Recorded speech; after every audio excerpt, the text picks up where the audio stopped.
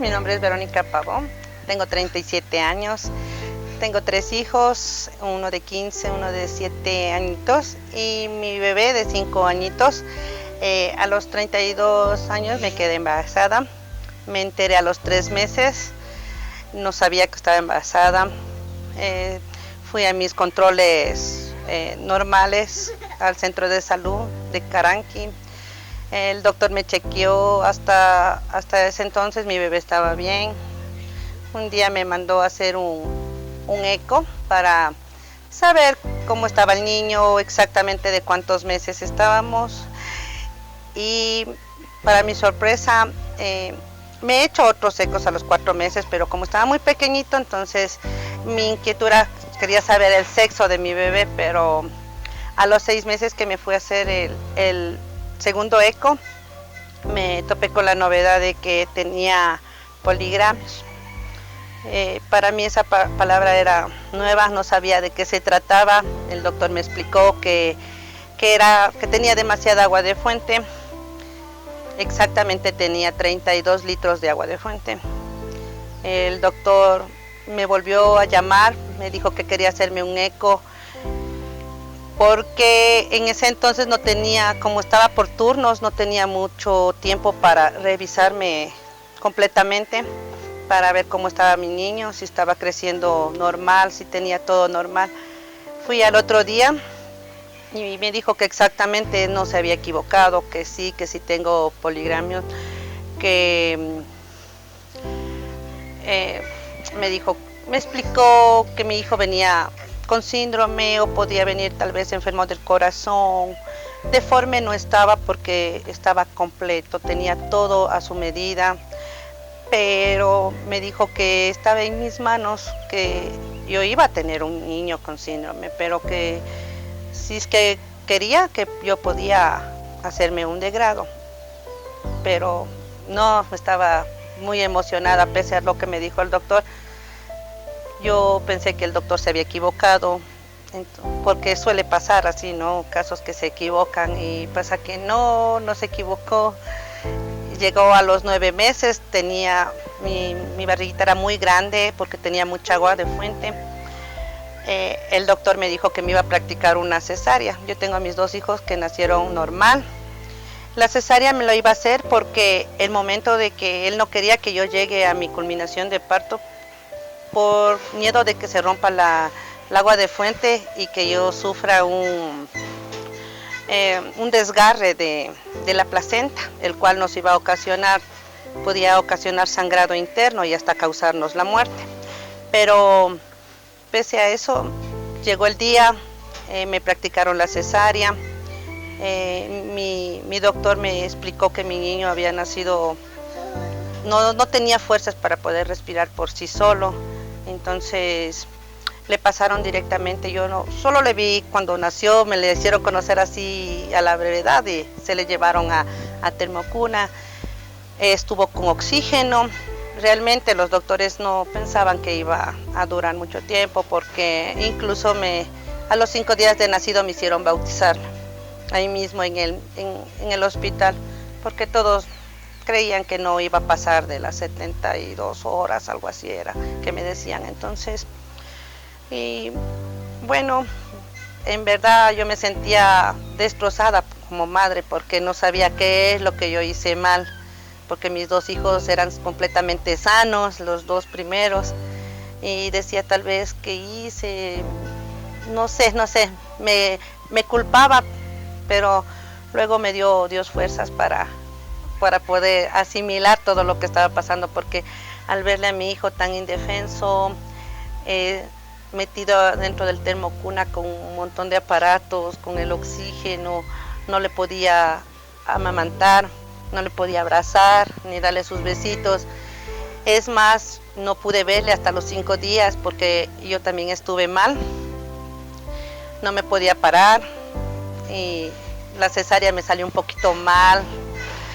Entonces yo, angustiada, pedía que me hagan conocer a mi hijo, pero como yo estaba así, decían que no me podían meter a la sala donde estaba mi hijo porque tal vez le puedo ocasionar alguna infección o algo. Entonces Una vez que ya me dieron el alta, pude salir, pero era feo verle a mi hijo porque no, o sea, entré en un estado de depresión porque yo quería amamantarle, tenerle cerca de mí, pero no pude. Estuvimos 3 meses en el Hospital San Vicente de Paúl. Mi hijo al mes que cumplió en termocuna le pasaron a la sala de pediatría, donde estuvo con niñitos un poco más grandecitos. Le hicieron varios estudios, cogimos una cita para el Hospital Baco Ortiz. En el Hospital Baco Ortiz fue muy jodido, como ustedes saben, es muy jodido conseguir turno ahí. Me habían dado turno para agosto y estábamos recién en marzo, imagínense, y no estaba tan angustiada que un día me mandaron a hacer unos exámenes al hospital militar y ahí me encontré con una doctorita que me ayudó con un contacto que tenía de una doctora cubana que trabajaba en el Hospital Baco Ortiz. Ella muy amablemente me ayudó porque ella nos hizo una tomografía. A mi hijo le hicieron una tomografía, entonces ella me dijo que había hablado con el doctor, con el neurólogo que le atendió a mi hijo. Y da la casualidad que me llama el neurólogo cuando yo estaba con la doctorita y me dice que le explique cuáles son los motivos por el que yo he cogido cita. Y le di el nombre y todo del neurólogo con el que me tocaba, pero le dije que me tocaba en agosto y yo estaba desesperada porque quería saber qué mismo le pasa a mi hijo. Entonces me dijo, mira, fíjate qué grande es el destino. Dijo, yo soy el neurólogo con el que te toca en agosto. Y me dijo, ¿sabes qué? Vente mañana, pero te puedo atender a las 7 de la noche, no puedo menos porque yo atiendo hasta esas horas. Entonces yo incluso no, me tocó hacer tantas cosas porque estaba en una ciudad ajena, sí pasamos hambre, frío, todo, pero estuve ahí a las 7 de la noche, el doctor le atendió. Ese día no pudimos encontrar cama, así que nos hospitalizaron por emergencia. En emergencia del Hospital Baco Ortiz todo estaba lleno, no había camas igual. Entonces a mi hijo le pusieron en una cunita y esa noche a mí me tocó pasar ahí con unas sábanas, unas cobijas ahí en el suelo, pero al otro día, gracias a Dios, pudimos conseguir una camita y nos atendieron. Le realizaron bastantes estudios, le realizaron un cariotipo.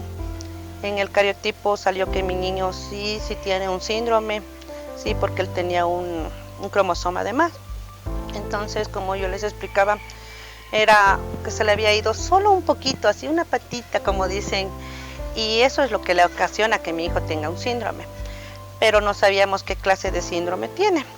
Es más, todavía no sabemos qué clase de síndrome. Por eso mi hijo tiene un síndrome mosaico, que es un síndrome no definido. Entonces, estuvimos ahí 2 meses más y pasa que mi hijo utilizaba oxígeno. Mi hijo utilizó 1 año oxígeno. Nosotros tratábamos de sacarle el oxígeno porque era como que ya estaba él acostumbrado al oxígeno, se estaba haciendo dependiente del oxígeno. Le sacábamos el oxígeno y enseguida saturaba así en 50, 53, 56, pero no subía, ¿no?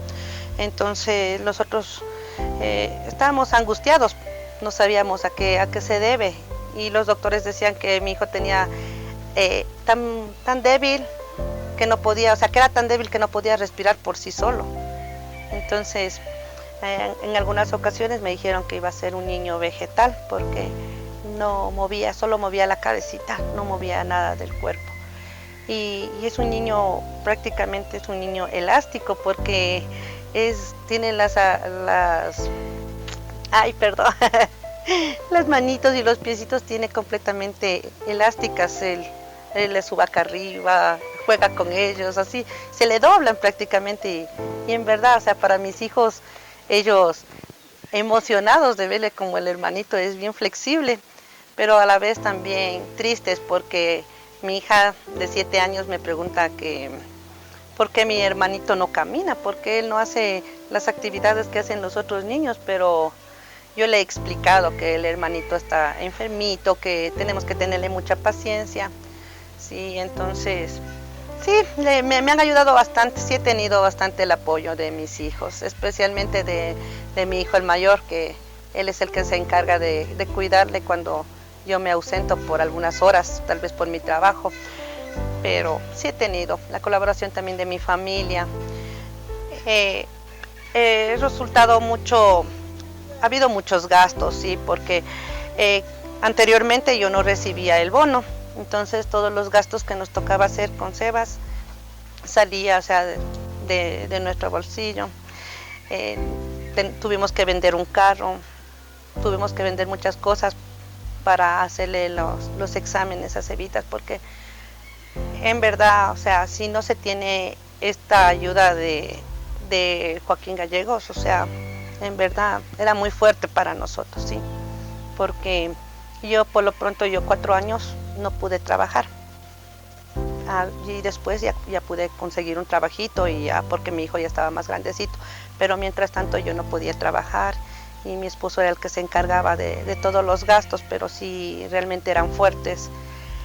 Pero después recibimos ya el apoyo, él ya tiene su bono, el cual también conseguimos nosotros la ayuda de aquí de esta Fundación del Maná, que le ha hecho muy bien a mi hijo. Sí, las terapias que está recibiendo con la doctorita le han ayudado muchísimo. Como ustedes ven, mi hijo ya se sienta. Bueno, el gusto ha sido mío por poderles contar mi historia.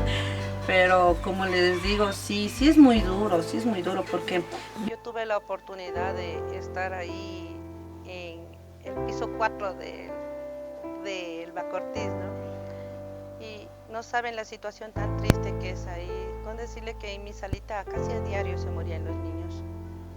Y eso como mamitas, era desgarrador, porque había niños que incluso eran tan pequeñitos que no los habían bautizado ni nada, y subía un médico, subía otro, y para la mamita era desgarrador, y nosotros sentíamos ese dolor que sentía la mamita, porque nosotros teníamos a nuestros niñitos ahí y no sabíamos qué iba a pasar, o sea, y parece que aparentemente los niños ya estaban saliendo del peligro, pero decaían y ya, o sea, llegaban a su fin. Pero para nosotros, créanme que es traumante estar en ese hospital.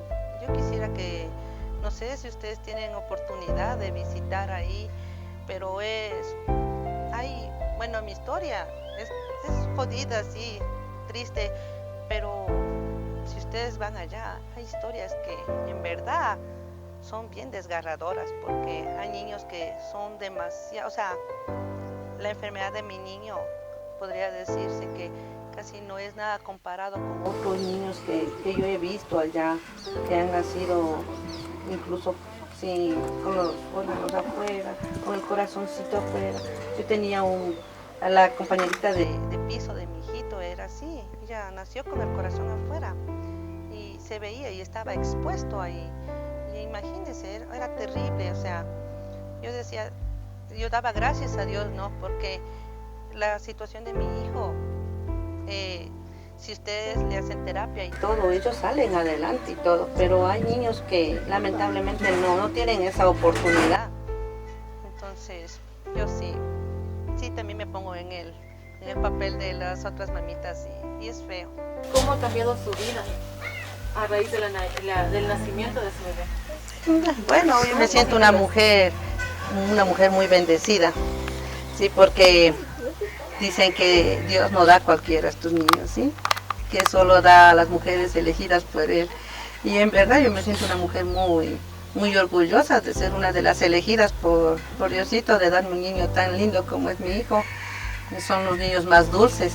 Yo he tenido oportunidad de trabajar con niños, como les dije, yo trabajé en los NHs, ¿sí? Y he tenido como 3 niñitos que estaban a mi cargo.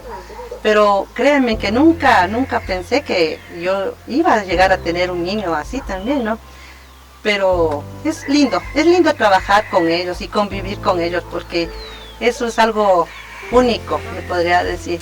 pueden decir que es un niño común y corriente, es anormal como los otros niños, pero ellos tienen un don especial que Dios les dio. Y eso es lo más bonito. Y yo me siento muy bien con mi niño.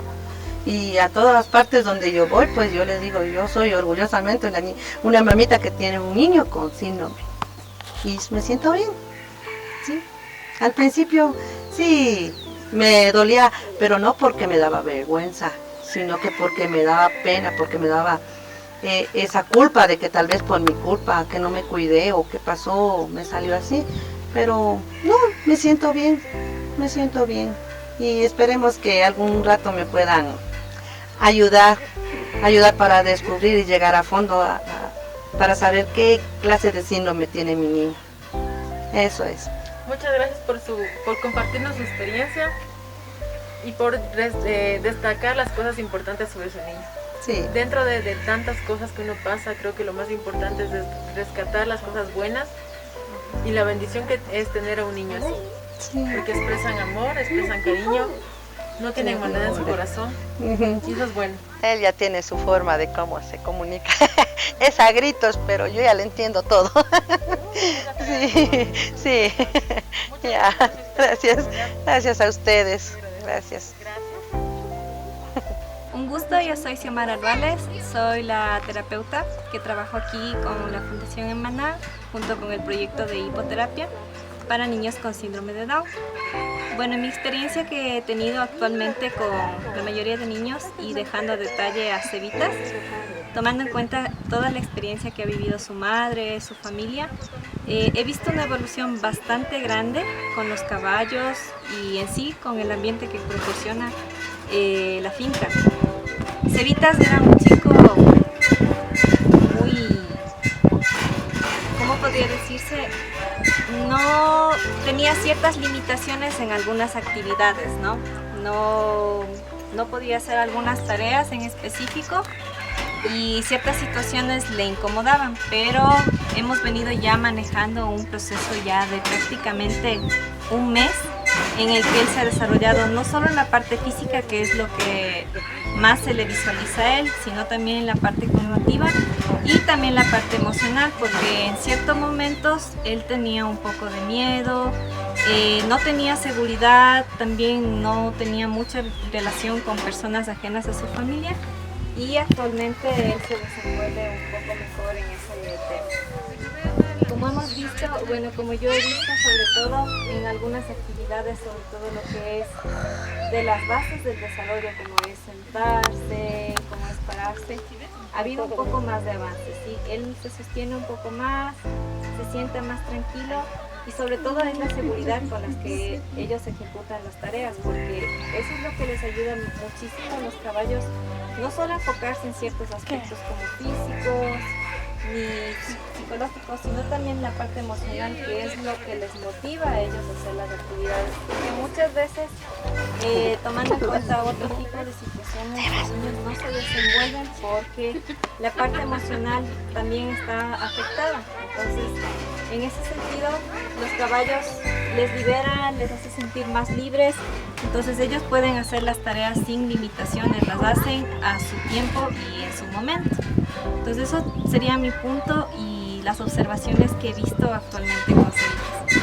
Como sabemos, él tiene una condición, es un proceso muy largo, ¿sí? Pero no es un proceso en el que las limitaciones existen, simplemente es un proceso que va a ir poco a poco, tal vez tenga su tiempo, tal vez sea un poco más corto, pero no significa que una condición o un síndrome ya tenga que ir ligado a alguna situación, por ejemplo, que le digan que no tenga la capacidad de llegar a hacer ciertas tareas, sino que él necesita tiempo y es lo que estamos trabajando con él.